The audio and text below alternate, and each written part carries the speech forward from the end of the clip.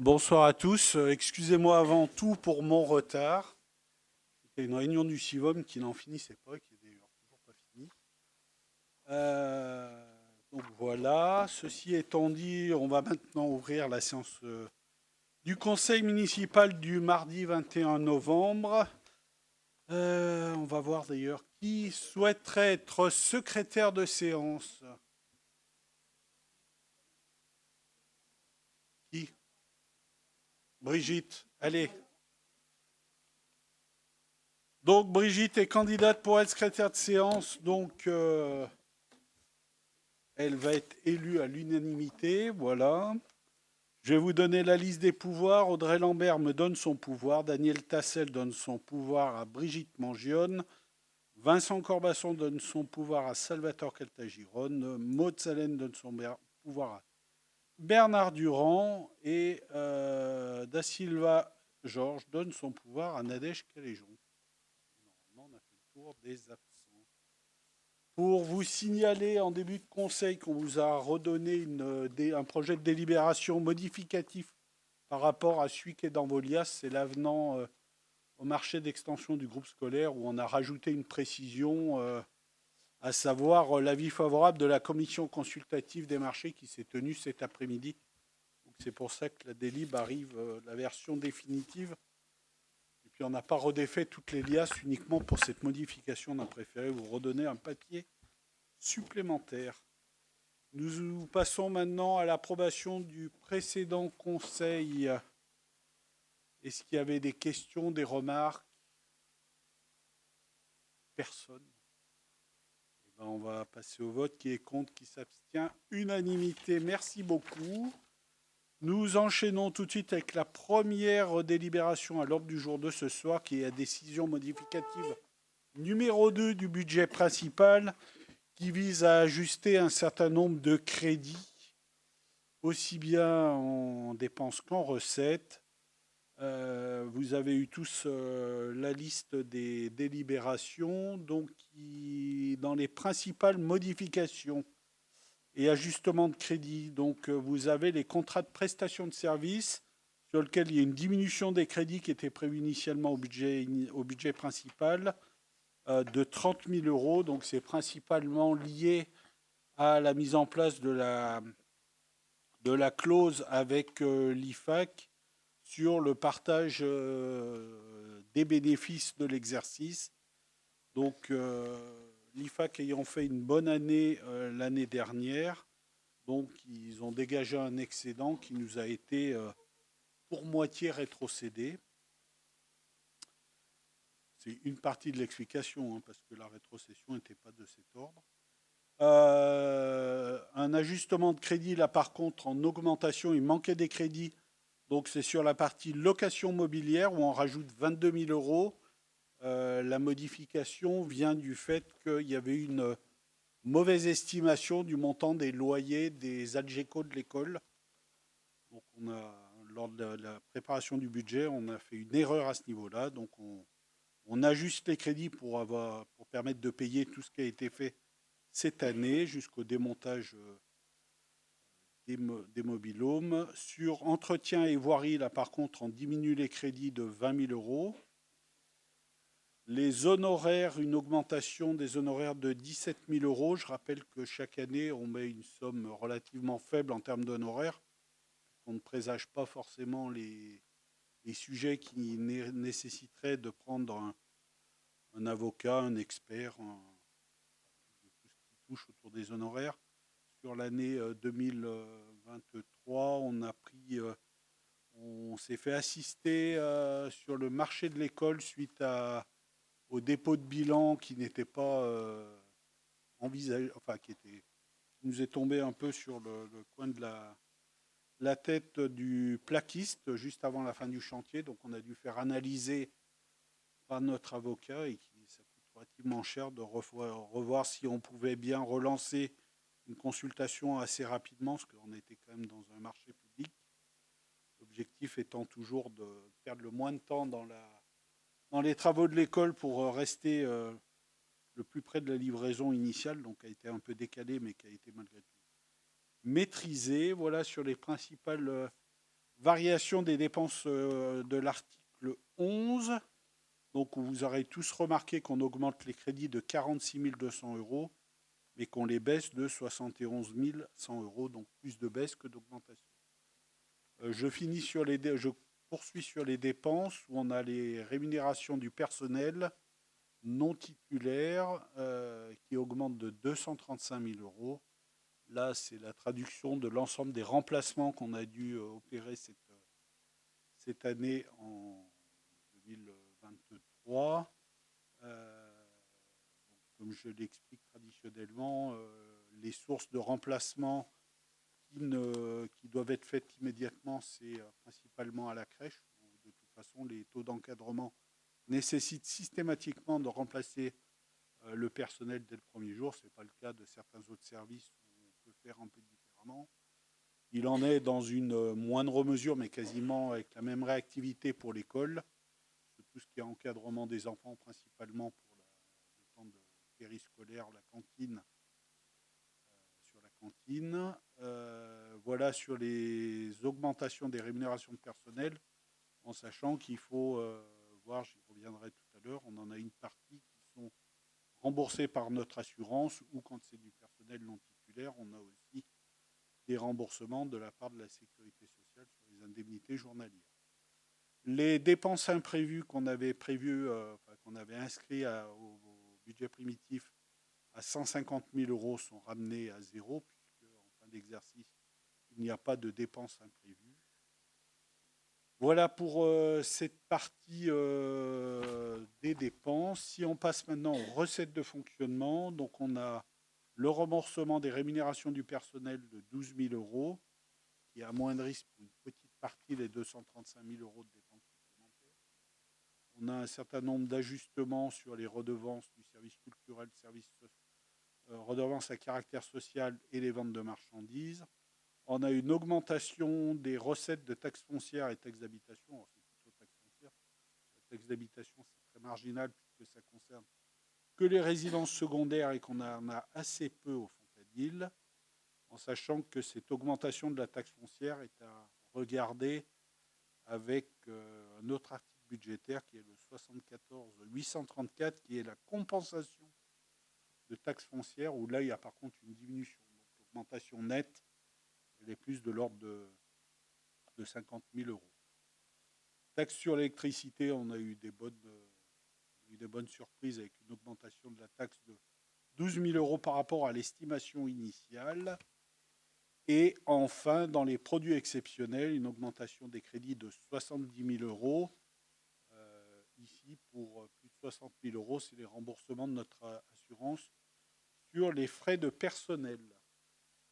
Voilà, donc on s'aperçoit qu'on a une augmentation des dépenses, des recettes, de 175 470 euros, donc ce qui est plutôt une bonne nouvelle, ce qui nous permet d'augmenter le virement à la section d'investissement de 121 070 euros.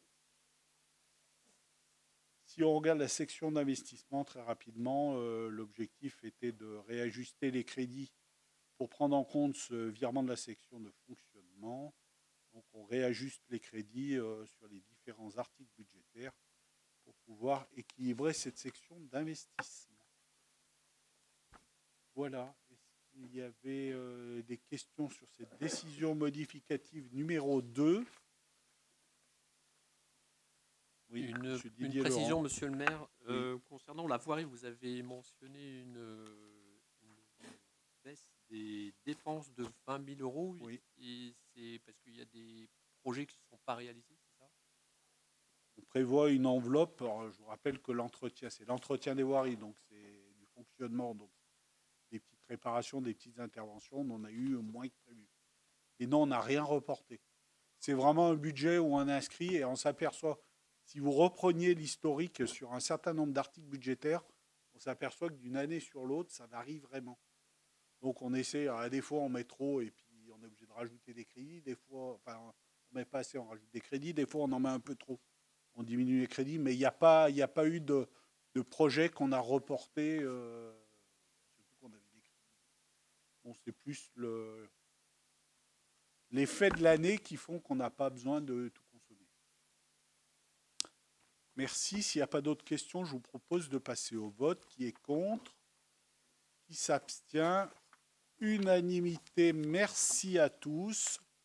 La délibération d'après, c'est celle pour laquelle on vous a transmis une version modificative, enfin on rajoute une ligne à vrai dire. Donc c'est une des dernières délibérations, mais peut-être pas la dernière, sur les avenants au marché de travaux d'extension du groupe scolaire du Rocher et de l'école du Fontanil. Là, ça vise à prendre un ajustement sur 2 lots. Le lot 3, maçonnerie, avec un titulaire qui était d'Herbécou, qui avait un sous-traitant, co-traitant, sous-traitant, me semble-t-il, qui est balcon, BTP Balcon Est. Dans le cadre des travaux, on a basculé une somme qui était prévue initialement à Balcon Est pour 18 215 et c'est finalement le titulaire d'Herbécou qui a fait les travaux, donc pour 18 215. Donc là, c'est un plus et moins sur le même lot qui n'a pas d'impact hormis sur les adjudicataires. Et après, on a fait 2 ajustements puisqu'on a supprimé à d'Herbécou pour 1 000 € de poteaux support pour les visiophones dans la mesure où on a fait différemment. Et Balcon Est, on a supprimé, on a diminué les surfaces d'enrobés en béton désactivé qui était prévu initialement dans l'impasse Giraudière, puisqu'on s'est réorganisé différemment. Enfin, tout a été fait comme vous aurez tous pu le constater. Donc tout ça pour dire que finalement, sur le lot numéro 3, maçonnerie, on avait un montant initial du marché avec les avenants qu'on a votés jusque-là qui était de 898 339,49 €. L'avenant numéro 7 qu'on vient de passer nous fait une moins-value de 7 844,30 €, ce qui nous ramène le montant du marché à 890 495,19 € hors taxe. Le deuxième sujet, le lot numéro 6, menuiserie intérieure. Le titulaire, c'était A2M. Là, par contre, là également, on se retrouve avec 2 ajustements. La suppression d'un poste qui avait été comptabilisé 2 fois dans 2 avenants, dans l'avenant 3 et l'avenant 4. C'était les placards dans le bureau du directeur. Donc, bien entendu, dans le feu de l'action, on l'a mis 2 fois dans les avenants, mais bien entendu, on ne paye pas 2 fois la même chose. Donc, on ajuste lors de la réalisation des prêts DGD. Donc, on diminue de 3 850 cette somme qui avait été inscrite 2 fois. Et par contre, là, on a une plus-value, puisque en fin de travaux, on a décidé de rajouter un placard à l'école de musique, dans la salle de l'école de musique, pour 2 320 € hors taxe.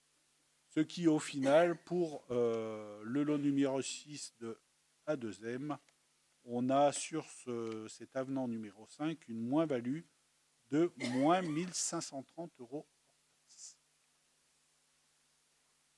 Donc voilà, c'est sur ces 2 avenants qu'il vous est proposé de vous prononcer. Donc c'est vrai que c'est rare qu'on ait que des avenants négatifs, mais tant mieux. On peut s'en féliciter. On a vu par le passé plutôt des avenants à la hausse. Donc voilà, est-ce qu'il y avait des questions sur ce sujet? S'il n'y a pas de questions, je vous propose de passer au vote. Qui est contre? Qui s'abstient? Unanimité, merci à tous. La délibération suivante est la publicité, la révision de la taxe locale sur la publicité extérieure, la TLPE, et je donne la parole à Jean-Louis qui va vous présenter cette délibération assez rapidement, sans rentrer dans tous les détails. Les articles 2333-6 et suivants, ainsi que R 2333-10 et suivants du Code général des collectivités.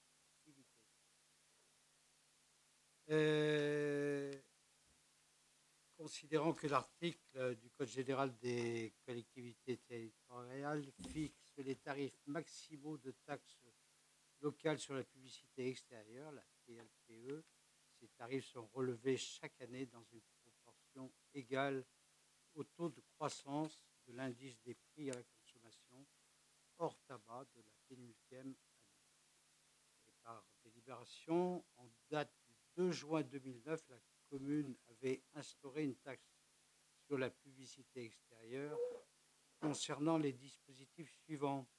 Les dispositifs publicitaires, à savoir tout support susceptible de contenir une publicité, les enseignes, à savoir toute inscription, forme ou image apposée sur un immeuble et relative à une activité qui s'y exerce, les préenseignes, à savoir toute inscription, forme ou image indiquant la proximité d'un immeuble où s'exerce une activité déterminée, sur comprise des préenseignes dérogatoires. Il est par conséquent proposé au conseil municipal d'adopter les tarifs comme suit. 100% du tarif maximal fixé par le CGTC et actualisé chaque année. Tout ça sur tous les dispositifs publicitaires, sauf sur ceux apposés sur du mobilier urbain et les enseignes inférieures à 12 mètres carrés.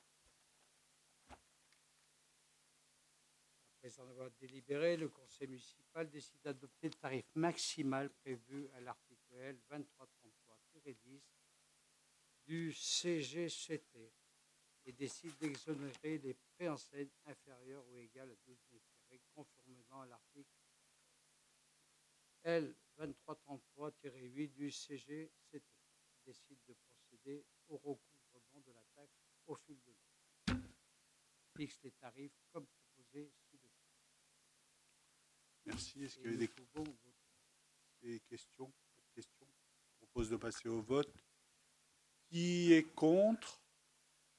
Une question, est-ce que combien il y a de panneaux qui sont impactés par cette taxe? Alors c'est...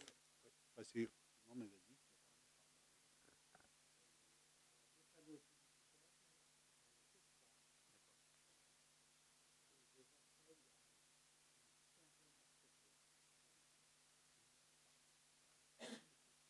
Et donc le changement de tarif a un impact positif sur les finances de la commune. Positif pour qui? Non, pour la commune, j'entends. Positif pour la commune, alors. Oui. D'accord. Par rapport à ce qui était décidé en 2017, ou ça va varier un petit peu? Oui, bon, c'est à la marge. Hein, d'accord. Oui, c'est pas la recette du siècle. Merci. Ces précisions étant apportées, je vous propose de passer au vote. Qui est contre? Qui s'abstient? Unanimité. Merci à tous. La délibération d'après est un rapport d'activité de Grenoble-Alpes Métropole. Donc, on vous a transmis à chacun le lien et non le document papier qui fait 277 pages, qu'on n'a même pas, nous, physiquement à la commune. Donc, vous aurez tous pu prendre connaissance du rapport d'activité de la métropole qu'on est censé passer de manière formelle dans chacune des 49 communes de la métropole. Et il nous est demandé de prendre acte de ce rapport. L'année dernière, je vous avais fait une rapide présentation du rapport. Cette année, je n'ai pas prévu de vous la faire, parce que je me suis dit que vous aviez tous eu le loisir de consulter les 277 pages pour apprécier toutes les actions de la métropole. Alors un peu moins, parce que vous avez peut-être passé un peu moins de temps sur la couverture et sur la page la dernière page, mais voilà. Enfin, voilà, l'avantage de ces rapports, c'est que ça permet d'avoir une vision assez exhaustive de tout ce qui est fait à la métropole. L'objet ici n'est pas de juger si on est content ou pas de ce que fait la métropole, mais c'est plus de prendre connaissance de leur rapport annuel. Est-ce que ça a apporté de la part de certains d'entre vous un certain nombre de commentaires? J'ai lu que pour la ZFE, je ne positionne pas pour la ZFE, mais ils avaient lancé une concertation. Il y avait eu des concertations lancées. Sur la commune. Ah ben elle est lancée. Enfin, oui, mais enfin, on n'a pas encore entendu parler. On n'est pas convié à une réunion publique ou à donner notre avis. Voilà. Je rappelle quand même que la métropole gère cette compétence. Oui, Elle a relancé, elle lance régulièrement des consultations. Après, c'est elle qui organise les consultations. On relaie les informations. C'est rare qu'il y ait des réunions dans chaque commune. Elle organise rarement 49 réunions. Elle les fait par secteur de manière en général. D'accord. Voilà, c'était la seule remarque. Mais je vois pas c'est quoi que vous trouvez dommage. Qu'ils n'aient pas fait un truc au Fontanine, une réunion au Fontanine. Ah bah je pense que je m'en rappelle plus. Je pense qu'elle a dû avoir lieu à Saint-Égrève. Et c'était l'année dernière, hein, parce que là on parle du rapport 2022. Hein. D'accord. Ok. D'autres remarques? Donc, s'il n'y a pas d'autres remarques, je vous propose de prendre acte de manière formelle de ce rapport. Donc, tout le monde est d'accord pour prendre acte? Bon, allez. La délibération est ainsi adoptée. Nous avons après le rapport annuel 2022, toujours. Mais là, c'est sur le prix et la qualité du service public de collecte, de traitement et de valorisation des déchets. Là, je vais donner la parole à Bernard Durand, qui, lui, va vous faire une présentation. Et on va utiliser en même temps la présentation qui nous est fournie par la métro. À toi, Bernard. À toi de jouer. Oui, non, j'ai plus le choix. J'ai de faire la présentation. Sinon, c'est vrai qu'il y avait quand même des pavés aussi qui étaient assez impressionnants, de l'ordre de plus de 250 pages. Donc voilà, c'est la synthèse du rapport sur le prix et la qualité du service des déchets ménagers et assimilés. Donc on avait 460 kg de déchets produits par habitant en 2022 contre 491 en 2021. Je rappelle quand même que c'est Lionel Coiffard, qui est le vice-président de Grenoble-Alpes Métropole et qui est chargé de la collecte et du traitement des déchets. Je rappelle aussi, moi ça m'a permis de faire un petit point personnel, les poubelles vertes, c'est pour les emballages, hein, pots de yaourt, tout le monde le sait peut-être, mais ça fait pas de mal de le répéter à mon avis, les flacons, les bouteilles plastiques, etc. Les poubelles grises, c'est les restes alimentaires, mouchoirs, lingettes, etc. Les poubelles jaunes, plastique, carton, emballage. Poubelles bleues, les papiers journaux et les conteneurs à verre pour le verre. Et les poubelles marrons pour les déchets alimentaires. On a un centre de compostage qui est à Murianette et puis donc 21 déchetteries.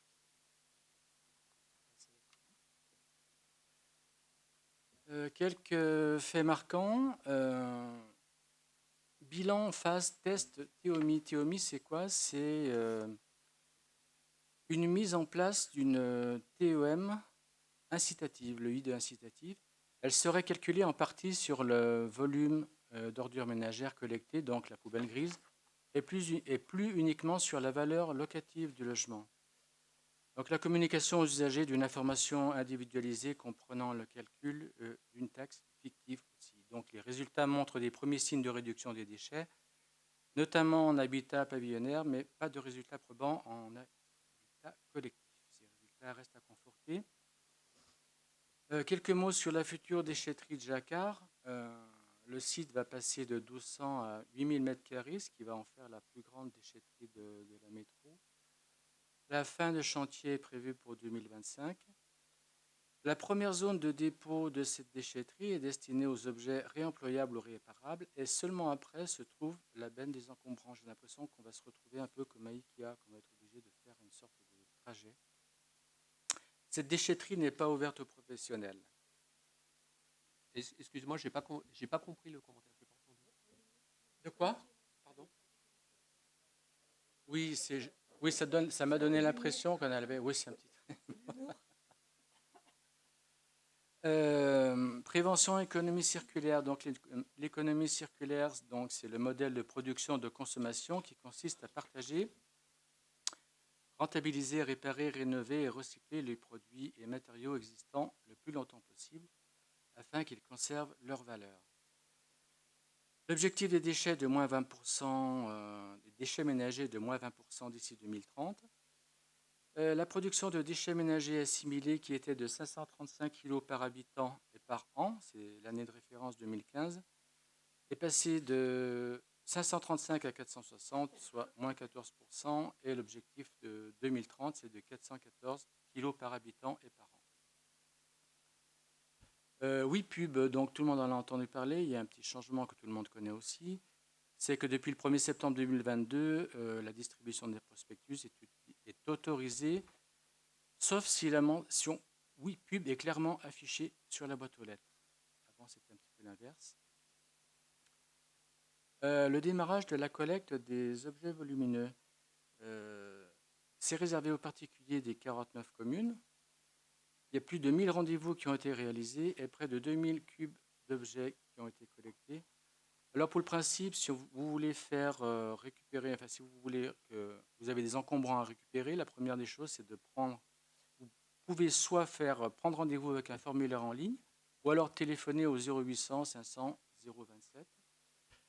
Il y a normalement un opérateur qui recontacte la personne par téléphone pour fixer le rendez-vous.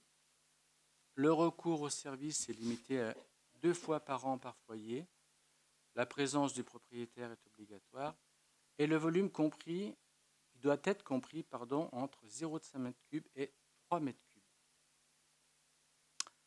De l'assiette à la terre, donc pour la première édition, plus de 400 personnes ont été réunies au jardin pédagogique de l'île d'Amour le 15 octobre. Ils sont repartis avec un sac de compost produit à partir des déchets alimentaires collectés en bac marron et des conseils pour son utilisation en plantation sur son balcon, plantes d'appartement.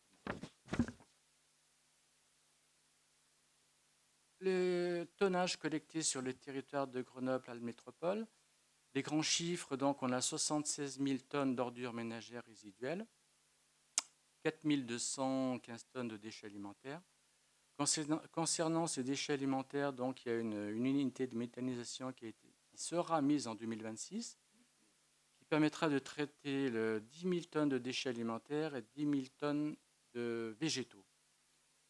Et produira donc par conséquent 8 gigawatts par an de biométhane qui sera injecté sur le réseau de gaz naturel. 93% des déchets collectés et traités par gamme métropole sont maintenant valorisés. 24,3% est recyclé. 50% dont on fait de la valorisation énergétique. Et 10,3% de BTP qui est valorisé. Alors aujourd'hui, la moitié environ des déchets du BTP français est valorisé. La valorisation énergétique, ça consiste à récupérer et valoriser l'énergie produite lors du traitement des déchets sous forme de chaleur, d'électricité ou bien de carburant. Quelques grands chiffres aussi concernant la valorisation en matière, concernant les tonnages collectés en déchetterie. 2260 tonnes de métaux. La tonne de métaux se négocie à 200 €. Alors avant, on la payait pour s'en débarrasser. C'est quand même quelque chose qui est assez appréciable. Les DEEE, 2287 tonnes. Alors DEEE, c'est les déchets équipements électriques et électroniques. Et 30 tonnes de capsules café métalliques. La valorisation énergétique encombrant 7517 tonnes, 535 tonnes de pneus et 3 tonnes de dasserie qui sont des déchets hospitaliers. Ensuite viennent les CSDU, donc je me suis intéressé un petit peu à la signification. J'ai découvert que c'était le centre de stockage des déchets ultimes. Et pour finir là-dessus, les DMS, 390 tonnes, ce sont des déchets ménagers spéciaux, donc des déchets dangereux et toxiques. Alors pour la petite histoire, il y a un site de l'ADEME qui permet de calculer son empreinte carbone. Là, si on voit le bilan carbone qui est de 19 kg par an et par habitant, il y a un site de l'ADEME qui permet de calculer donc son empreinte carbone, comme je disais, grâce à un test à réaliser en 10 minutes. Je ne suis pas un bon élève. Je l'ai fait. Je suis à peu près à 22-23 kg par an. Pourtant, je pensais être presque vertueux. Mais il y a vraiment un panel de questions assez impressionnant. Oui. Ben, il faudrait que je m'achète une voiture électrique, que j'aille en vacances en voiture électrique, que je change mon mode de chauffage, etc. Bernard, il ne parle pas du textile, là, parce qu'ils avaient eu un gros problème, la métro, avec le textile. textile. 324 tonnes. Oui, 324 tonnes de textile. C'est quoi le problème? Il y a beaucoup de textiles qui est jeté à la déchetterie et ils ont des problèmes de sortie en fait. Donc ils sollicitent les acteurs qui font de la collecte de textiles pour prendre cette partie en charge plutôt que les déchetteries.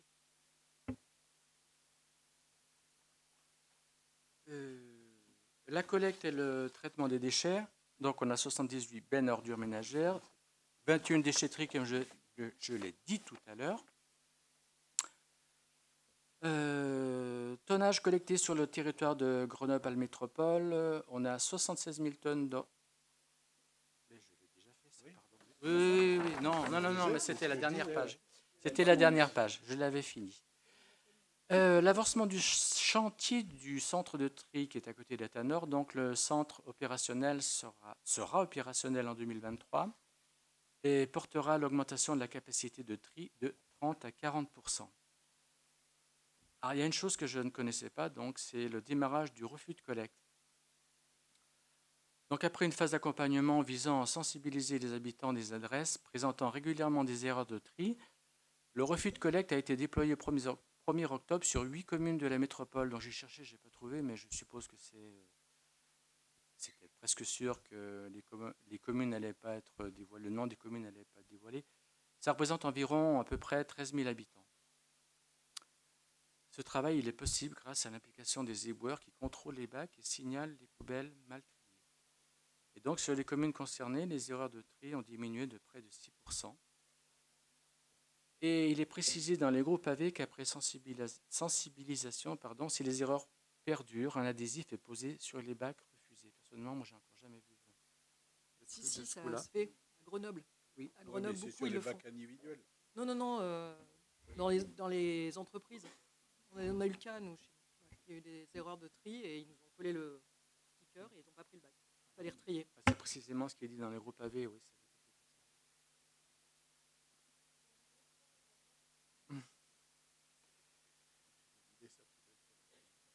Oui, c'est un peu ça, oui.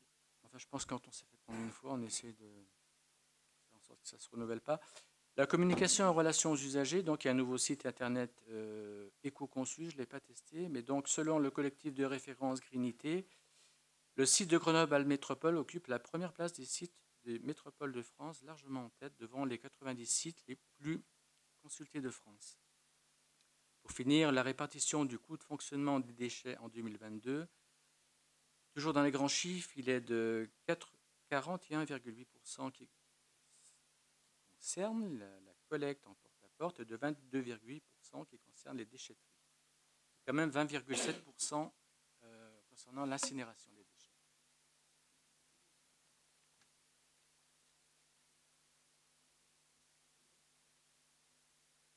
Merci pour cette présentation, Bernard. Est-ce que ça apportait des remarques, des questions, pas plus des remarques, parce que forcément donner lieu à des questions. J'avais une remarque et une question dans la gestion des déchets, plus particulièrement sur la commune. Il y a une loi qui va arriver, pas à échéance, mais qui va nous impacter, qui est le tri des déchets, la collecte des déchets alimentaires séparés. Et donc, j'ai vu dans le rapport qu'il y avait des communes avoisinantes qui étaient en apport volontaire, comme nous, et qui avaient déjà mis en place la collecte séparée des déchets alimentaires. Donc, je voulais savoir s'il y avait un plan au Fontanil qui était en cours, parce que ça va impacter non seulement les particuliers, les immeubles, mais aussi la restauration collective. Donc, logiquement, sur les collectes en containers enterrés comme on a sur le Fontanil, ça a été, de ce que nous a dit, parce qu'on a rencontré la métro il y a peu de temps, ça a été pas déployé. Par exemple, à Saint-Égrève, ils l'ont déployé sur toute la partie bac à roulettes ou poids d'apport en bac. Sur la partie container enterré, c'est la dernière phase qu'ils vont déployer à partir de 2024. Donc nous, ça sera, ils ne savent pas trop, entre fin du premier trimestre 2024 et début du quatrième trimestre 2024. Donc grosso modo, ça sera entre avril et septembre-octobre que la collecte des déchets alimentaires va se faire. Mais la communication, enfin ça c'est physiquement. C'est-à-dire que la phase de communication, enfin je crois qu'on en avait déjà parlé, je ne sais plus si c'est un conseil, au précédent conseil ou... Enfin voilà, donc le sujet arrive, c'est quand même un gros sujet pour la métro, parce que ça fait quand même une collecte supplémentaire à mettre en place. Donc voilà, nous, on est en train de discuter et on a mis une première information dans le journal, dans le Fontanillois de septembre-octobre, je ne sais plus, le temps passe vite, c'est peut-être octobre, pour dire que ça laisse mettre en place. Donc à partir du début d'année prochaine, on doit revoir la métro à ce sujet-là pour cadrer le déploiement, comment ça va se passer, en sachant que de toute façon, il y aura plusieurs propositions qui seront faites aux habitants. Et c'est là-dessus qu'on devra communiquer. Soit il y a la possibilité pour les pavillons d'avoir un composteur chez soi, qui peut être, enfin il y en avait déjà un certain, mais la métro recommuniquera sur le sujet. Il est aussi également possible pour les copropriétés qui souhaiteraient d'avoir des composteurs collectifs. Mais après, ça demande du job, c'est-à-dire qu'il faut qu'il y ait quelques habitants qui s'intéressent au sujet, parce qu'avoir posé le bac de compostage, c'est une chose, mais s'il n'y a personne qui s'en occupe, ça ne marche pas. Là, quand ils sont venus nous voir, ils nous ont montré un exemple. On n'a vu qu'un exemple, mais il y a plusieurs exemples sur la métropole. En l'occurrence, là, c'était sur la commune d'Échirolles, où ça a été mis en place. Et voilà, il y a un certain nombre d'habitants qui se sont mobilisés. Ce n'est pas un gros boulot, hein, en sachant que la métro, elle est quand même vachement dans l'accompagnement, c'est-à-dire qu'elle pose le container, mais après, il y a un accompagnement pendant un certain nombre de mois par quelqu'un de la métro qui vient pour accompagner. Mais après, le vrai sujet, c'est que s'il n'y a pas un habitant ou deux qui se mobilisent, et si les autres ne jouent pas le jeu, il ne faut pas qu'ils viennent mettre n'importe quoi dans le truc, ça ne marche pas. Après, il y a la possibilité, pour être exhaustif, de faire des composteurs collectifs sur le domaine public. Donc ça, c'est encore un peu le même principe que quand on le fait dans une copro.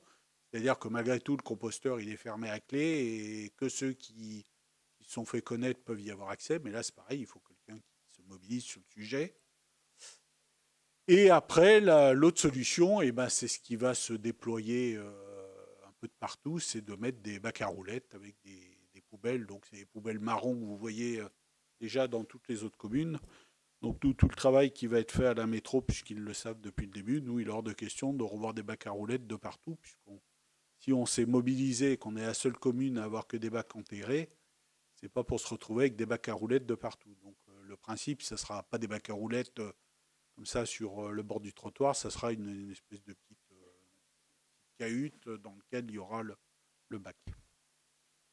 Voilà, donc mais on communiquera en partenariat avec la métro à partir de 2024 pour la montée en puissance de cette obligation, en sachant que ce que nous dit la métro, c'est qu'on est, la métropole serait largement en avance par rapport à beaucoup de métropoles. Et puis alors après, quand c'est des petites communautés de communes ou des CIVOM, parce qu'il y en a encore quelques-uns qui gèrent la collecte en France, alors, il y en a, ils sont carrément à l'ouest. Puis on a encore plein d'endroits où on a des déchetteries à ciel ouvert. Voilà, donc les sujets se priorisent. Mais voilà, mais la dynamique est lancée et le Fontanil sera 2024. D'accord. Et pour la restauration collective, la cantine, Je vous en avais parlé la dernière fois aussi. J'ai l'impression, ou alors je me dis, je l'ai peut-être dit à une autre occasion. Alors sur la cantine, pareil, on est en train de travailler sur le sujet parce que la métro, là pour le coup, est très intéressé par récupérer les déchets alimentaires en grande quantité comme ça pour l'emmener directement au centre de Murianette. Donc on est en train de, alors, je ne sais pas où c'en est exactement, mais en train de finaliser pour avoir ça serait 1 ou 2 passages par semaine pour récupérer les déchets alimentaires. Donc là, ça sera le même principe, hein. Il faut qu'on ait un bac à roulettes. Nos agents mettent dans le bac à roulettes et après mettent au bord de la route le jour où il y a de la collecte. Donc il faut qu'on finalise cet aspect le bac à roulettes il soit un endroit pratique, etc., etc. Mais ça va se mettre en place, j'espère, d'ici la fin de l'année. Voilà. C'est en cours. On avait parlé des déchets verts en fait la dernière fois. On n'avait pas parlé c'était surtout sur les déchets verts et le fait qu'ils ne reprenaient plus les déchets Ah oui, non, mais verts. ça, c'est avant qu'on en avait parlé, parce que ça fait 2 ans C'est lors qu'ils nous d'une en visite parlent de déjà. quartier, la première visite de Ah, bah quartier là, cette peut-être année. aussi, voilà. Oui, Bon, on en a parlé, voilà. c'est pour ça que vous avez l'impression de vous répéter, mais tout le monde n'était pas Ouais, là. ouais, donc, non, bah alors oui. voilà. Et je croyais que j'en avais parlé au précédent conseil. Non, alors on a une visite de quartier, alors autant pour moi, mais comme ça au moins tout le monde a l'information. Donc 1000 excuses. Voilà. Mais voilà, c'est des sujets qui avancent à leur rythme. Est-ce qu'il y avait d'autres questions sur la partie collecte? Justement, est-ce que la commune du Fontanier n'a pas intérêt à gérer une collecte plutôt locale, notamment vis-à-vis de la restauration collective, parce que le bilan carbone n'est pas très bon quand même, emmener des camions à Muriennette depuis Ah, mais alors ici. ça, on revient sur. Je vais rentrer dans mon sujet principal.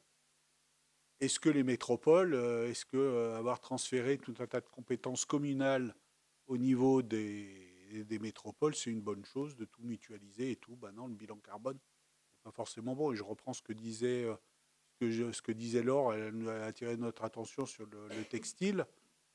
Il faut savoir que la métro, sur la collecte des textiles, alors je ne sais pas s'il leur donnait un prestataire, mais un prestataire qu'ils avaient avant, il emmenait les vêtements pour être triés sur Chambéry ou voire plus loin. Et c'est pour ça que nous, on avait fait un partenariat avec la remise qui sont locales. On avait fait poser un bac avant même que la métropole monte en puissance sur la collecte des textiles. Mais nous, on s'était dit, il faut jouer à acteur local. Donc, mais voilà, c'est pas toujours possible. Donc oui, la métro, elle collecte. Bon, après, aller jusqu'à Muriennette pour emmener des déchets, c'est pas non plus très loin. Mais voilà, après, c'est le principe des métropoles où on gère à plus grande échelle. Donc oui, le bilan carbone n'est pas toujours le meilleur. Mais ça, c'est un sujet plus de fond. Où moi, je dirais moins de compétences aux métropoles, voire même plus de métropoles. Et puis plus de compétences aux communes et retransférer des compétences aux échelons qui existent, départements, régions, plutôt que de créer sans arrêt des nouveaux échelons. Enfin bon, ça c'est un sujet de fond et on part loin là dans des discussions qui sont bien loin de notre rapport annuel sur les déchets. Merci. Donc, si on dit qu'on a fait le tour du sujet, je vous propose de prendre acte de ce rapport annuel 2022 sur le prix et la qualité du service public de collecte, de traitement et de valorisation des déchets. Nous avons maintenant le dernier rapport qu'on va voir ce soir, qui est le rapport annuel sur le prix et la qualité des services publics de l'eau et de l'assainissement métropolitain. Et je vais également donner la parole à Bernard qui va vous faire une présentation. Alors, en ce qui concerne l'eau, je précise que c'est Anne-Sophie Olmos qui est la vice-présidente en charge du cycle de l'eau. Donc, 450 000 habitants. On consomme 140 litres individuellement par jour en 2022. On a consommé 148 litres individuellement en 2022 par jour. Au niveau du réseau, il y a 649 fuites qui ont été réparées. Ça équivaut à une économie de plus de 140 piscines olympiques. C'est quand même pas négligeable puisque ça représente 350 000 mètres cubes. Alors, au niveau des volumes consommés en 2022 en mètres cubes, moi j'ai eu un peu de mal à voir sur mon imprimé. Je pense que c'est le Fontanier Cornillon est bleu clair, donc ça revient à dire qu'on consomme entre 200 000 et 500 000 mètres cubes. On a consommé en 200 000 et 500 000 mètres cubes en 2022. J'en étais pas sûr. On est entre 100 et 200 000. Moi, je sais pas. Tu as l'original? Je sais pas. Difficile de faire. Entre 100 et 200 000. Ouais, c'est du simple au doux, mais bon, je sais pas. C'est pas évident. Vrai que les couleurs sont complètes. C'est que des dégradés de bleu, c'est pas évident. Les faits marquants, donc les sécheresses plutôt de 2022. Donc plusieurs épisodes de sécheresse ont marqué l'année 2022. Le mois de juillet a été le plus sec depuis 1984 et déclenchant ainsi plusieurs incendies sur le territoire de la métropole. Plusieurs sources de coteaux ont atteint un niveau bas, voire très bas d'alimentation. Le niveau d'alerte renforcé a été activé par la préfecture dès juillet. Aucune coupure d'eau n'a été heureusement constatée, mais la métropole surveille de très très près le niveau des réservoirs. Elle priorise la réparation de fuites sur les réseaux qui dépendent des sources de coteaux et construit des interconnexions entre les réseaux. Il y a aussi un numéro unique pour les abonnés du service public de l'eau potable. Alors on peut les contacter pour une question, je pense quelle qu'elle soit, sur l'eau du robinet. Alors il est précisé qu'en avril 2022, le numéro unique a été déployé. Ça a permis d'améliorer nettement la qualité de traitement des appels. Le taux de réponse a augmenté de 3 points et le temps moyen d'attente s'est réduit de 25 secondes par rapport à 2021. Je ne cache pas que j'ai eu des problèmes pour trouver le numéro d'appel parce que je l'ai trouvé dans le groupe AV, il ne figurait pas sur ce résumé. Donc c'est 04 85 59 50 00 et j'espère ne pas m'être trompé. C'était pas évident. Les ressources gérées par la métropole, 54 m3 par an, qui revient à la consommation moyenne d'un habitant. Le rendement global des réseaux est de 87%, plus 1 point que 2021. Donc j'ai déjà dit 350 000 m3 d'eau économisée grâce aux réparations de fuites sur le réseau en domaine public. Les grands chiffres, on a 1822 km de conduite qui apportent l'eau des captages jusqu'à chez nous et 4 métros centrales qui utilisent de l'énergie hydraulique pour produire de l'électricité. Les indicateurs financiers, une épargne nette de 9 millions d'euros, 38. Cette épargne, elle permet de couvrir près de 71% des dépenses d'équipement qui s'élèvent à 13,25 millions d'euros hors taxes. 9,6 millions d'euros hors taxes, c'est aussi le montant des investissements pour moderniser les réseaux et les ouvrages d'eau. Le prix de l'eau, toute taxe comprise en 2022, il est de 3,36 euros le mètre cube. Si on se compare au prix moyen des métropoles en France, le prix du mètre cube d'eau est de 3,61 euros par mètre cube, toute taxe comprise. Donc on est légèrement inférieur. Il faut savoir aussi que 9 615 ménages ont bénéficié de l'allocation eau, qui est d'une valeur moyenne de 69 euros.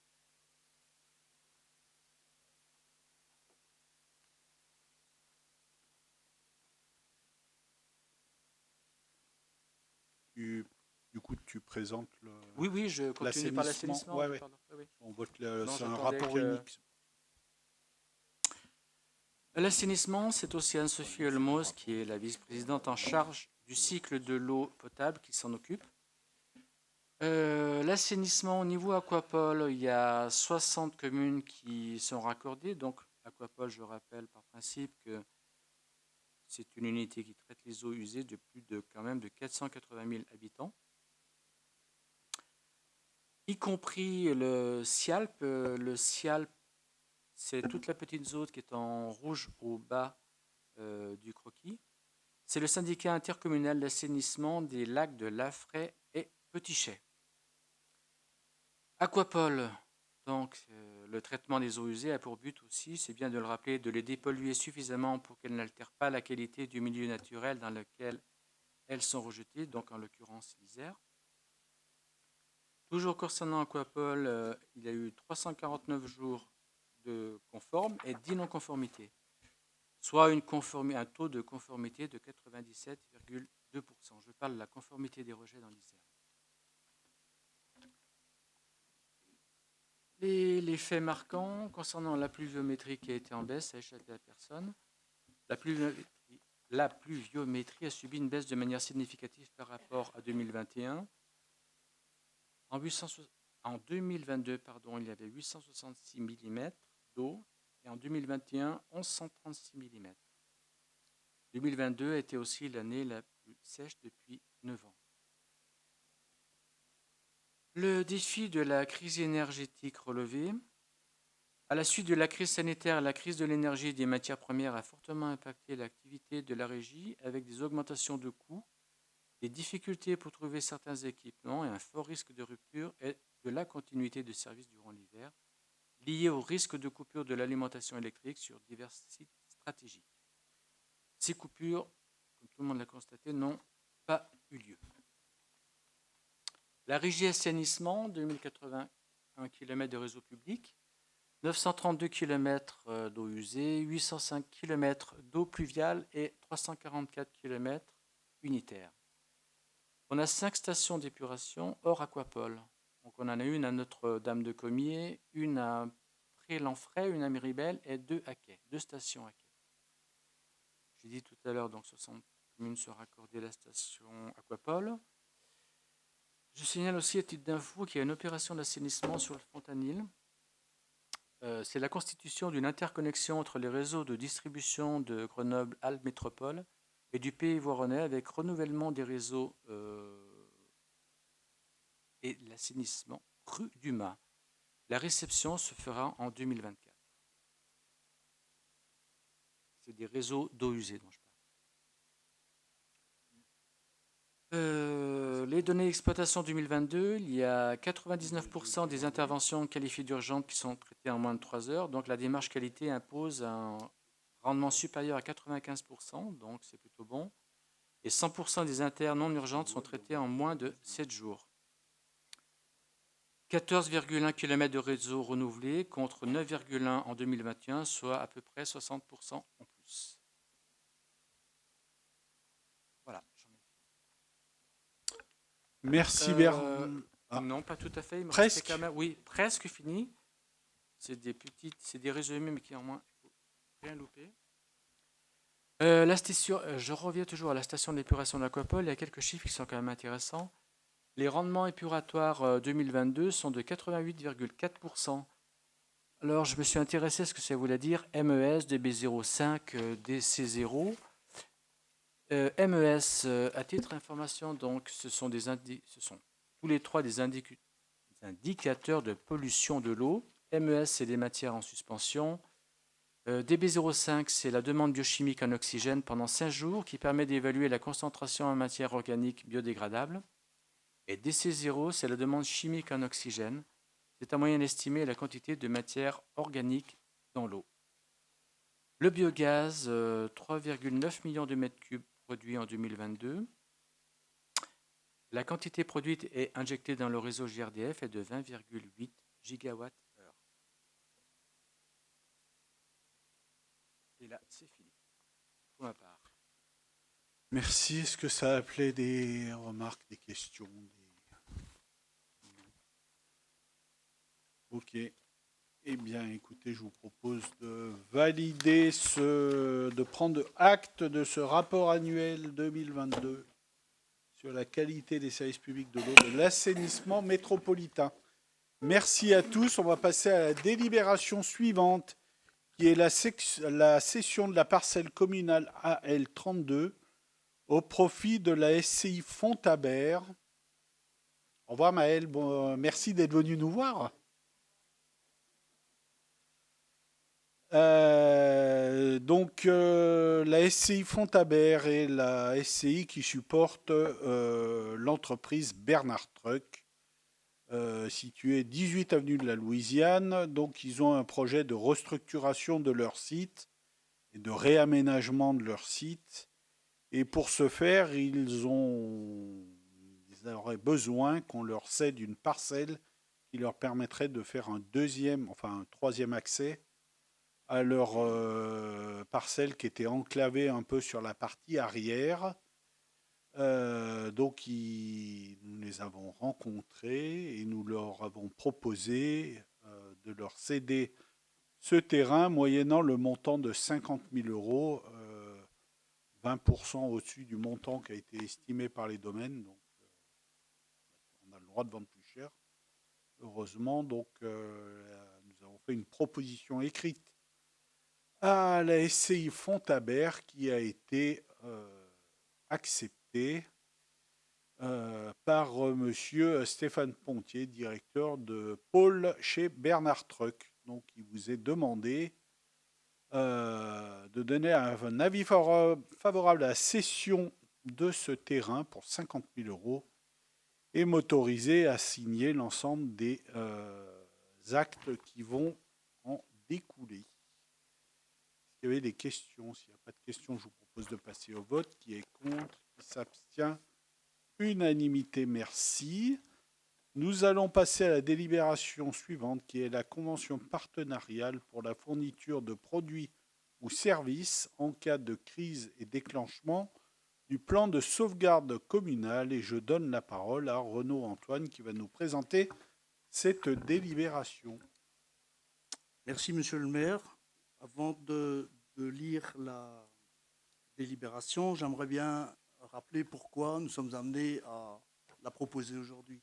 Donc, tout remonte à notre exercice plan communal de sauvegarde que nous avons mis en œuvre en fin mars, encadré par la métropole et par l'IRMA, l'Institut des risques majeurs. Ils ont fait un état des lieux de nos performances. Il y a des qualités, mais il y avait aussi des défauts, des faiblesses.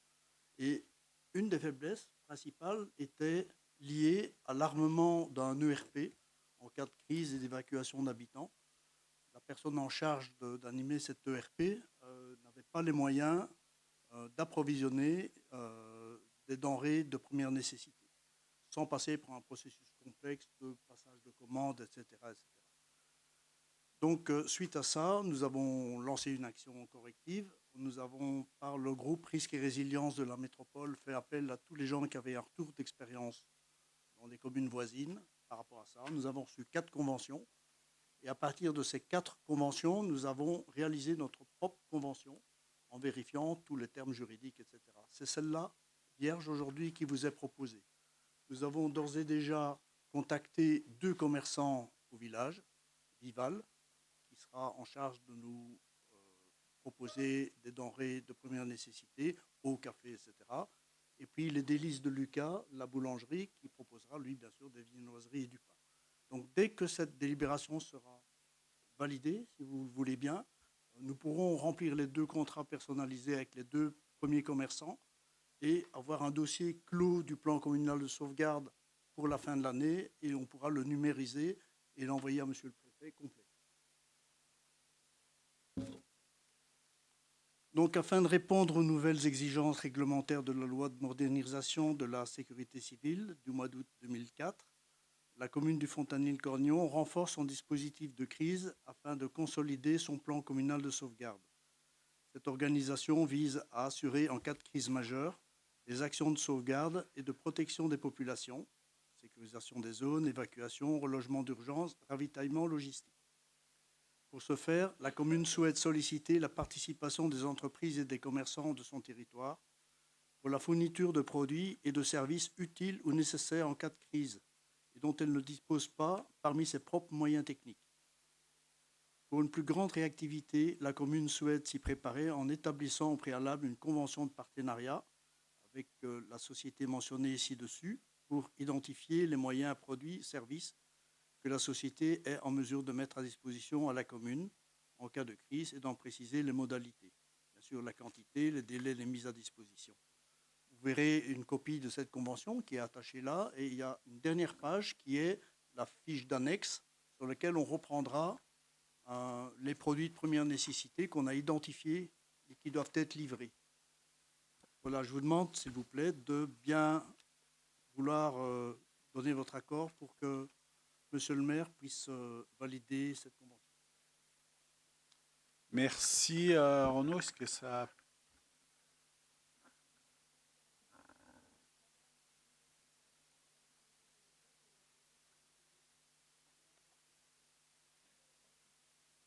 Oui, oui, oui.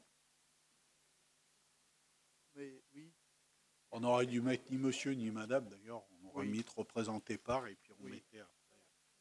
Ok, d'accord. Bon, là, de toute façon, la convention, de toute façon, sera individualisée. Ok, donc je vous propose de m'autoriser à signer les conventions et d'autoriser les élus habilités à passer les commandes qui sont indiquées dans la convention. Donc, qui est contre, qui s'abstient. Unanimité, merci à vous. La délibération suivante est la participation aux frais de scolarité des écoles privées Donc, comme chaque année, l'école privée Villa Hélène de Saint-Égrève nous fait parvenir la liste des élèves domiciliés au Fontanil et scolarisés uniquement en cycle élémentaire pour l'année 2023-2024. Donc, 5 élèves sont concernés. Notre participation est maintenue à la hauteur de 611 € par enfant, ce qui fait un montant total de 3 055 €. Précisez que, bien entendu, les crédits seront prévus au budget 2024 et donc vous m'autoriserez à signer la convention et par la suite à verser cette somme à la Villa Hélène. Est-ce qu'il y avait des questions? Moi, juste une remarque, même on en a déjà parlé, monsieur le maire, mais je trouve dommage qu'on verse 611 à un élève de la Villa Hélène et qu'on demande à un enfant de primaire de communément incertain de payer 466. À ce moment-là, je trouvais qu'on aurait versé 466 aussi par élève pour les Villa Hélène. Ça me paraîtrait plus juste. Le sujet, oui, on a vu ça en réunion de représentants de groupe. On verra comment on va agir, en sachant que la participation de la Villa Hélène, elle remonte à des lustres et des lustres qu'on l'avait bloquée. Après, est-ce qu'on va la diminuer ou est-ce qu'on va augmenter la participation qu'on demande à... Avec une nouvelle école, il n'y aura peut-être plus d'élèves à la Villa Hélène. Ça fond d'année en année. Je pense qu'il y en aura toujours quelques-uns, mais enfin, en général, avant, on était pratiquement sur une quinzaine, il y a quelques années. Bon, ben, de toute façon, on regardera le sujet. Ce qui est prévu, de toute façon, enfin, je ne vais pas anticiper la délibération suivante, qui sera présentée par Jean, mais de toute façon, on reverra éventuellement pour l'année prochaine. On regardera le sujet, peut-être qu'on ne changera rien, mais on regardera le sujet. Donc, ceci étant dit, je vous propose de passer au vote. Qui est contre, qui s'abstient, unanimité. Merci. La délibération d'après, c'est la participation financière aux frais de scolarité en école publique de la commune de Mont-Saint-Martin pour l'année 2023-2024. Et je passe la parole à Jean Reynaud. Merci, monsieur le maire. Donc, comme chaque année aussi, la commune accueille pour la scolarité de 2023-2024 7 enfants, 5 en primaire et 2 en maternelle du Mont-Saint-Martin. Donc, on a pris la décision d'appliquer le coût réel d'un élève à la charge de la collectivité est fixé à 1 046 € par enfant de maternelle et 466 € par enfant de primaire. Donc, ce qui fait un montant total de 4 422 € pour la participation du Mont-Saint-Martin. Merci. S'il n'y a pas de questions, on l'a plus ou moins effleuré précédemment. Donc, je vous propose de passer au vote. Qui est contre, qui s'abstient, unanimité. Merci. La délibération suivante porte sur les modalités d'attribution du régime indemnitaire, le RIFSEP, à compter du 1er janvier 2024. Donc, nous avions délibéré en 2017 concernant le RIFSEP et on est amené à le restructurer pour intégrer une partie du CIA. Donc, les objectifs du régime indemnitaire, c'est verser un régime indemnitaire à l'ensemble des agents communaux pour plus d'équité, instaurer un système lisible et transparent, prendre en compte les responsabilités liées au poste occupé, indépendamment des grades et de la situation statutaire des agents. Un certain nombre d'objectifs ont été définis pour faire évoluer le régime indemnitaire, la reconnaissance du travail réalisé, l'implication, la manière de servir, la prise en compte de l'absentéisme, actualiser les fonctions pour intégrer l'évolution dans l'organigramme et des missions, conforter l'attractivité de la collectivité et simplifier les dispositifs pour une plus grande transparence. Donc le RIFSEP a été bien entendu discuté avec les représentants du CST, du Comité social territorial. Nous avons eu plusieurs échanges à ce niveau-là, et donc il vous est proposé de le mettre en place donc, à partir du 1er janvier 2024, en sachant que le précédent RIFSEP de 2017 sera abrogé forcément au 31 décembre 2023, et qu'on avait aussi une prime annuelle qui datait de 2011, qui sera également abrogée puisqu'elle est remplacée dans ce nouveau système. Donc on a décidé de créer 7 fonctions différentes. Dans le RIFSEP de 2017, il n'y en avait que 5. Donc on en crée 2 supplémentaires. Le CIA, donc, qui est une nouveauté, c'est le complément individuel annuel, qui est une part variable et mise en œuvre pour moduler l'évaluation selon la manière de servir. Donc on vous reprend pour chacune des fonctions le montant du RIFSEP par mois. Et par contre, le CIA, c'est annuel. Donc c'est deux montants qui sont présentés dans le même tableau, mais pas avec la même fréquence. Voilà, concernant le CIA, donc si on avance sur les modalités du CIA, donc il est en fonction de la dernière évaluation, en fonction des cotations validées dans le cadre des lignes directrices de gestion. Donc si la personne a entre 25 et 30 points sur 30, elle a 100% de cette part du CIA. Si elle a entre 20 et 24, elle a 90%, entre 15 et 19, 80%, entre 10 et 14, 60%, entre 6 et 9, 40%, et entre 0 et 5, 20%. Le CIA sera donc également modulé en fonction de l'absentéisme. Donc de 0 à 7 jours, maintien intégral, aucun impact. De 8 à 15 jours, une réduction de 25% du CIA. Entre 16 et 21 jours, 50%. Plus de 22 à 28, 75%. Et au-delà de 28 jours, ça fera une diminution 100% du CIA.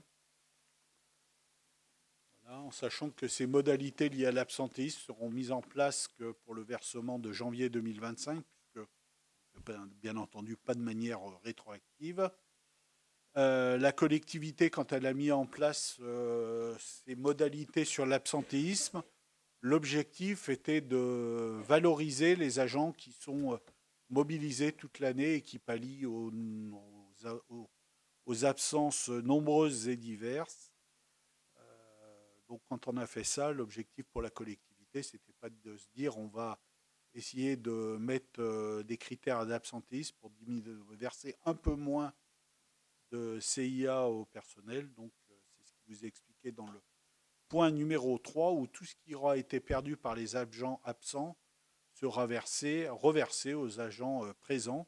Donc, ils auront un boni qui sera versé un mois après le CIA. Donc, le CIA est versé en janvier. Et le boni sera versé en février. Donc, c'est-à-dire que la collectivité, pour elle, c'est très lisible. Elle sait qu'elle verse tant de CIA dans l'année. Enfin, elle a son enveloppe. On aura l'enveloppe quand on votera le budget 2020, le budget. Et puis après, finalement, certains perdront et puis les autres gagneront plus. Donc, l'enveloppe en fin d'année sera la même. Et donc, pour toucher le boni, il ne faudra pas être absent plus de 2 jours par an. Voilà, je crois que je vous ai fait à peu près le tour des principales mesures qui sont vues ici, en sachant que les représentants du personnel ont donné un accord favorable à la mise en place de ces nouvelles modalités. Est-ce que ça a appelé des questions? Une précision, le RIFSEP, lui, il n'est pas impacté Non. par C'est l'absentéisme. que le CIA. C'est Que le CIA. Non, pas pour l'instant. Peut-être que, je sais pas. Pour l'instant, c'est comme ça, oui. Tout peut évoluer à l'avenir. On va laisser déjà mettre en place sous cette forme. Là, le taux d'absentéisme pour l'année de référence, là, ça sera 2024. Oui, et du coup, mais en 2023, le taux d'absentéisme, vous l'avez ou pas? Non. Comme ça, Non, on ne l'a pas calculé. Oui. Oui, on regardera en janvier, quand on aura fini. Voilà, est-ce qu'il y avait d'autres, monsieur Didier Laurent? Oui, une question concernant l'évaluation. Est-ce que les évaluations seront réalisées avant la fin de l'année? Une question évidente. Oui. Et donc, y a pas de souci. Il y aura évaluation avec définition des objectifs, puisque une partie de l'évaluation est liée, enfin, il y a tout un tas de critères dans les lignes directrices de gestion, et dont ils ont l'atteinte des objectifs. Enfin, entre autres, il y a plein d'autres. Donc, ils seront faits, oui, il faudrait me rappeler, ça sera fait sur octobre-novembre.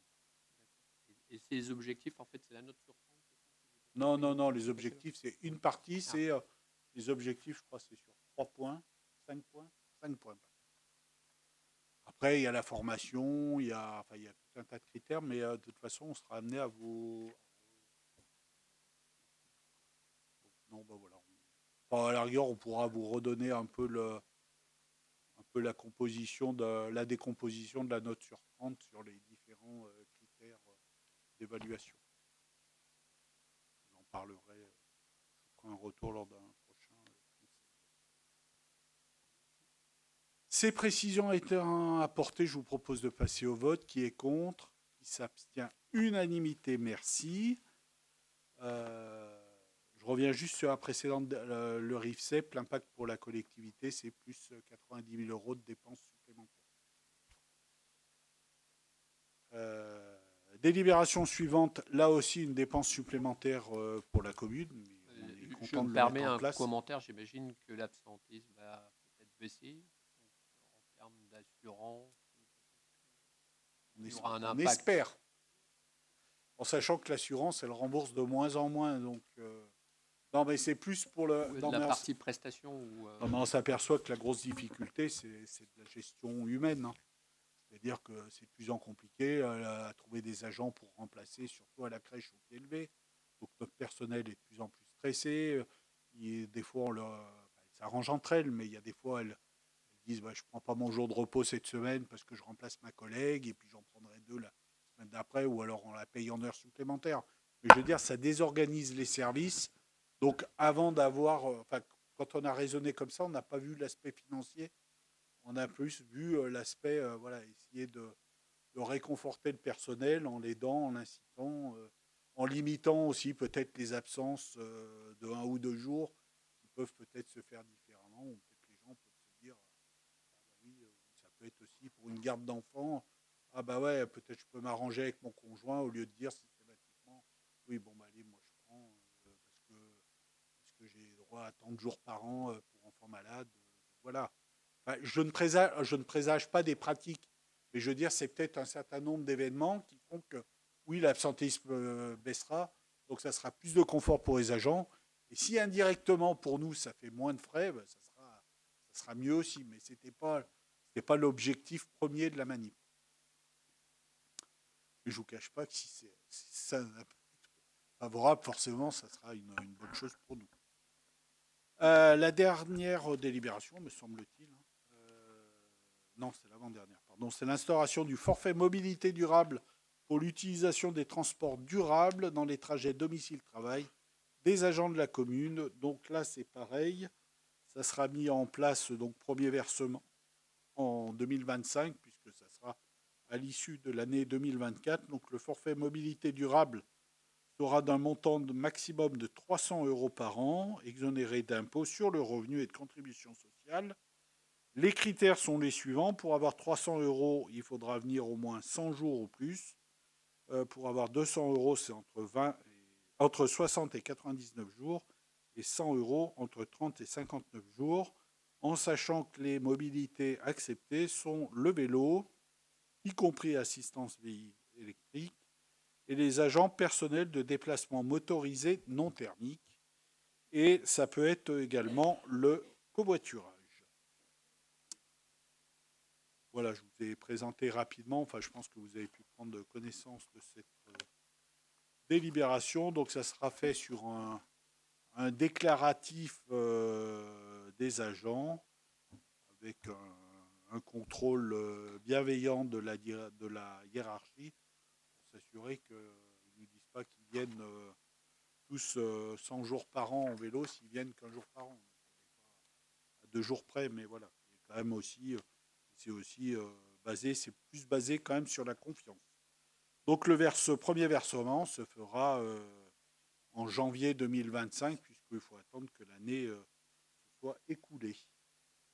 Est-ce qu'il y a des questions? Pas de questions, je vous propose de passer au vote. Qui est contre? Qui s'abstient? Unanimité, merci. Et la modification du tableau des emplois, création de postes d'assistants territoriaux d'enseignement artistique à temps complément, à temps non complet et suppression de postes. Donc, il vous est proposé de créer tout un listing de postes à temps non complet qui vont de 2 heures hebdomadaires à maximum 15h15 hebdomadaires. L'objectif étant de donner un peu plus de lisibilité à à nos profs de musique qui sont tous à temps partiel et qui sont tous non titulaires, enfin, tous ceux dont on parle ce soir. Il y en a assez peu qui passent le concours, voilà, en sachant que quasiment tous, ils ont une activité dans dans une ou plusieurs autres collectivités, et certains, c'est que des compléments, parce que je crois qu'on a quelques étudiants qui font ça, c'est en complément de leurs études. Voilà sur ce sur quoi vous est proposé de voter. Donc, est-ce qu'il y a des questions? Oui. Une question, est-ce que ça revalorise leur rémunération horaire ou Pas c'est du le tout. même taux? Oui. Ça leur donne plus de lisibilité, et c'était l'objectif principal. Donc, est-ce qu'il y a des votes contre, des abstentions, unanimité? Je vous remercie pour ce conseil où toutes les délibérations auront été votées à l'unanimité. C'est bien de le souligner. Je vais maintenant vous donner très rapidement lecture des 2 décisions administratives qui ont été prises le 24 octobre, qui concernent toutes les deux des demandes de subvention au département. La première, c'est une subvention d'investissement qui est demandée pour la modernisation de l'éclairage public avec un passage en LED et modulation de l'intensité lumineuse nocturne pour un montant de 11 326,82 €. Et la deuxième décision administrative, c'est également une subvention d'investissement qui est sollicitée pour la modernisation et le rafraîchissement d'un bâtiment public, en l'occurrence l'espace de loisirs Clartière, pour un montant de 11 435,40 €. Oui, c'est plus de la plomberie l'année prochaine. Cette année, non. Oui, en début d'année, on a refait toute l'électricité. On est passé en LED à Clartière. Là, on fait la partie plus plomberie. Et puis après, il y aura encore une phase l'année prochaine où on continuera l'entretien du bâtiment pour l'entretenir, parce qu'il commence à prendre des années malgré tout.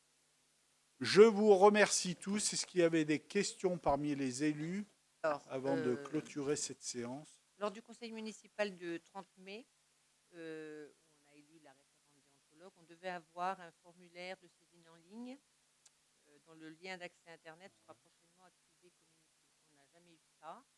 Et puis d'abord, est-ce qu'elle a eu la délibération de la collectivité, la désignant? Parce que c'est une dame. Hein, oui. Oui, est-ce qu'elle l'a eu? Oui. Dans notre délibération, on l'avait. Oui, non, mais de la collectivité. Oui, alors j'avoue que je ne me suis pas réintéressé au sujet. J'ai pas plus alors reçu de lien de la part de la métro où on a voté la même chose. Il faudrait vous Donc, assurer qu'elle a été bien, voilà. Oui. Et puis on aimerait bien avoir, donc c'est ce que je viens de vous dire, l'accès, le lien Internet prochainement activé, communiqué, parce que ça fait depuis mai, on est quand même en novembre. Tout à fait. Et elle, voilà, savoir. Alors, la dame existe, hein, puisqu'elle est via le centre de gestion. Alors j'avoue qu'après, je vous dis, c'est pas pour botter en touche quand on vous a pas donné l'info. Et je ne crois pas l'avoir reçu du côté de la métro non plus, donc je ne sais pas trop comment ça se passe. Mais Audrey va regarder le sujet, on vous fera passer le lien, on fera passer à l'ensemble des élus du conseil municipal, puisqu'il n'y a pas que l'opposition. La métro, comme quoi, du côté de la métro, ça arrive, donc ça va arriver aussi du côté de chez nous. Non, mais on va essayer c'est vrai qu'on va essayer de vous l'envoyer. Par contre, si vous avez une urgence, il ne faut pas hésiter à solliciter. Oui, non, mais non, mais à nous solliciter pour avoir le lien plus rapidement. Non, mais il y a son adresse. Hein, donc, non, il n'y a pas de souci. La deuxième question, c'était donc le panneau lumineux. Là, on l'a bien vu. Là, C'est bien. Beau et tout, tant mieux. Il flash. Ouais. Non, mais c'est vrai. Et les panneaux d'affichage public, ils ont été posés jeudi dernier. Alors, il y en a 2. Il y en a un qui est vers l'entrée des Amis du Cornillon, sous la passerelle de Jean-Yves Poirier. Et il y en a un qui est dans la zone d'activité. Il n'y en a pas un, il y en a que 2, oui, c'est par pour l'instant, selon la taille de la commune. vers doit l'école ou finaliser, au on a centre, installé les 2 premiers, on doit encore ajuster un peu parce que au la centre taille. au centre, enfin, place de la Fontaine ou vers Non, l'école. c'est pas prévu, non. C'est pas prévu. Pas prévu Les pour autres, l'instant. l'ajustement Non, on va sera- peut-être les agrandir un peu, parce Ah, qu'on les on les a agrandir. fait peut-être un peu petits avant. Ah bon? Oui, parce qu'il y a un métrage. Ouais. Enfin, ça, c'est pas grave. c'est Mais juste- voilà, ils ont été posés. Pour Dis l'instant, il donc, n'y a rien dessus. Il neige là Ça- peut-être? Non, mais la demande a été faite. On avait fait la demande quasiment quand vous en aviez parlé, parce qu'on avait aussi demandé à rajouter un panneau devant l'école pour la communication des enseignants. Il a été posé aussi en même temps, jeudi dernier. Donc, Donc on c'est a pour tout ça qu'on posé. attendait la pose du panneau lumineux. On a bien Ouais. fait, parce qu'en fait, les panneaux d'affichage public sont arrivés en même temps. Oui, alors, en sachant que le panneau lumineux, on l'a demandé bien avant et c'est pas du tout le même fournisseur. Oui, c'est le hasard qui ont fait que ça a été posé à une dizaine de jours d'écart. On est du Cornillon, d'accord. Oui, parce que c'est vrai que dans le centre du village ou à l'école, ce serait bien qu'il y ait un site bien Bah, c'est centré. pas prévu, non. Ah ouais. Voilà. Non, mais pour les associations, c'est pas visible. En fait, c'est le but, c'est la lisibilité pour les Oui. associations, leurs flyers, leurs manifestations. Hein, c'est ça le but. Tout à fait. Bon, très bien. Ben, merci. En sachant que, Oui, enfin, bien sûr. on repasse l'information, parce que vous avez insisté sur le fait qu'on installe pas le lumineux. On est très content parce que ça faisait longtemps qu'on voulait y aller. Et bien entendu, les associations qui ont des infos à passer peuvent les passer sur le panneau lumineux, ce qui est beaucoup plus efficace, selon moi, que sur de l'affichage libre où vous allez avoir tous les gens qui viennent coller là. Oui, oui, je Toutes sais, je les- sais. tous C'est les vrai que machins, quelquefois, donc, c'est pas- non, non, mais, C'est pour ça que sur l'affichage libre, on n'avait jamais été bien pressé d'avancer sur le sujet. Alors vous avez dû écrire au préfet qui nous a écrit. Donc voilà, on a dû répondre aux injonctions du préfet suite à votre intervention. Mais voilà, mais c'est pour ça que jusqu'à présent, on s'était jamais bien mobilisé sur le sujet de l'affichage libre, parce que je ne crois pas que ce soit le meilleur vecteur pour les associations de faire passer leur message. C'était Mais la bon, beaucoup ils ont le plus- mérite d'exister maintenant. Ce que je On va voulais pas vous dire, refaire c'est l'histoire. c'est pas forcément plus beau que ce qui est accroché au feu ou aux lampadaires, les petits Non, flyers que les gens qui sont, accrochent avec un bout de qui sont ficelle, normalement qu'ils n'enlèvent interdits. jamais. C'est pas forcément plus. Tout à fait. Donc donc pour revenir sur justement cet affichage sauvage ou Enfin, sauvage. pseudo-sauvage, Oui, donc il est toléré que les associations qui fassent une manif les installent le matin de la manif et les enlèvent le soir. Ça reste pas des lustres. Voilà.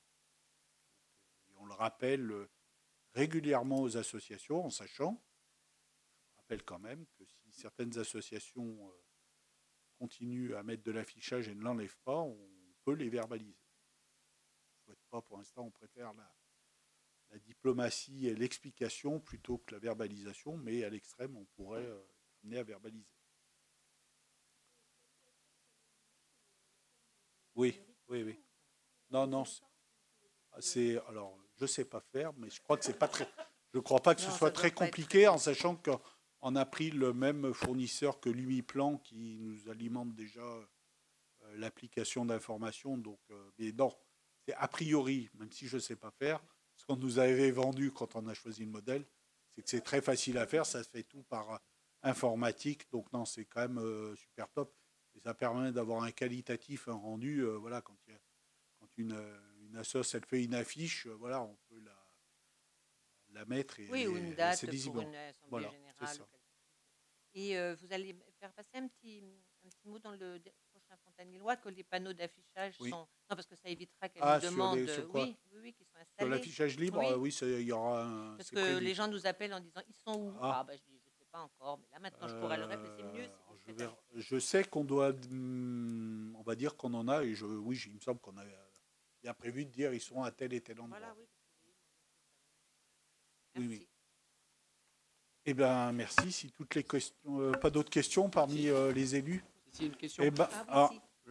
la dernière, désolé. monsieur Ouais, la Didier dernière, Laurent. allez. La dernière. Moi, j'avais une question concernant l'inclusion. Donc, pour parler des enfants qui pourraient être accueillis à l'école du Rocher, qui sont accueillis. Est-ce qu'il Oui, y a un qui sont plan accueillis. Ouais. qui sont accueillis. Est-ce qu'il y a un plan pour les accueillir à la cantine et au périscolaire? Oui, Jean, tu veux le dire? Bon, sinon, je peux en parler, mais... Bah, comment dire, périscolaire, ça dépend quelle inclusion vous parlez, de quel enfant, ou un en particulier, ou Bah, c'est des enfants potentiellement qui ont une AVSH pendant le temps scolaire. Est-ce qu'ils peuvent bénéficier d'une AVSH pendant le après, temps de la cantine, voire le périscolaire? c'est vrai qu'on est confronté à un problème, ça dépend après du handicap des enfants, au niveau du temps cantine. Donc là, on a été confronté récemment avec un cas particulier qu'on essaye de régler différemment, là, qui est en cours. Mais dès qu'on peut, on y travaille. On a accepté un enfant, on y a travaillé l'année dernière au sujet, je ne me souviens plus du nom, petit, voilà, pardon, d'un petit qui, pardon, qui avait des soucis. Donc on a mis 1 an avec les parents en discussion pour pouvoir l'accepter à la cantine, ce qui se fait actuellement. Donc on essaye d'accompagner les parents à chaque fois. Donc ça se fait au fur et à mesure. Donc dès qu'on peut, on le fait. Et dès qu'on peut pas, on explique aux parents d'une autre solution, mais on fait au maximum. Donc voilà. On y travaille. Là, ça fait qu'une famille, on y travaille depuis septembre pour pouvoir accueillir leur enfant. Ce qui n'est pas simple. Mais bon, on essaye au maximum de le faire. Est-ce que ça nécessite des heures supplémentaires d'AVSH? Et ben, Sur le principe, de toute façon, l'objectif, c'est bien d'accueillir. On a un accueil personnalisé sur les enfants. Après, chaque cas est unique. Donc, il n'y a pas une règle unique pour dire on n'accueille pas. Ça demande un investissement différent selon l'enfant, aussi bien sur le périscolaire du matin, du soir que le temps du repas de midi. Je dirais que quasiment, on trouve une solution quasiment dans tous les cas. Par contre, oui, il y a des cas qui sont plus problématiques. Donc, on est toujours en lien directement avec la Maison de l'Autonomie. Et il y a une association qui accompagne à la fois les familles et les collectivités. Donc, c'est le Prégi qui accompagne pour voir s'il y a des solutions, en sachant que... on rappelle bien aussi aux familles que les temps sont des temps collectifs et qu'on ne peut pas forcément consacrer un agent à temps complet sur un seul enfant. Donc, c'est toujours, on essaie toujours de trouver les meilleures solutions, mais on ne va pas dire qu'il y a une solution dans 100% des cas. Mais on n'est pas loin du 100%. Et c'est vrai que cette année, enfin sans dévoiler de choses, mais oui, il y a un enfant sur lequel c'est un peu plus difficile, le handicap est un peu plus lourd et l'accueil sur les temps, alors sur le temps scolaire, c'est compliqué mais ça va, mais sur le reste du temps c'est assez compliqué. Donc on y travaille, il n'y a pas, voilà, on y travaille. Il faut vraiment savoir que la collectivité, parce que c'était votre question initiale, est vraiment mobilisée sur l'inclusion de tous les enfants. Après, voilà, il y a des fois, il y a des limites, comme à tout. Il y a des limites auxquelles on ne peut pas répondre. Donc pour compléter, c'est vrai qu'on a rencontré le Prégi avec Audrey et on est en partenariat avec eux. Donc là, on échange. On a échangé récemment, donc on attend leur retour. Mais bon, on fait au maximum. Donc, Merci à tous. Eh ben, les échanges étant finis, je clôt ce conseil municipal. Merci à tous. Le prochain conseil municipal, je vous rappelle, ça sera le vote du budget. Donc il sera peut-être un petit peu plus long. Merci à tous.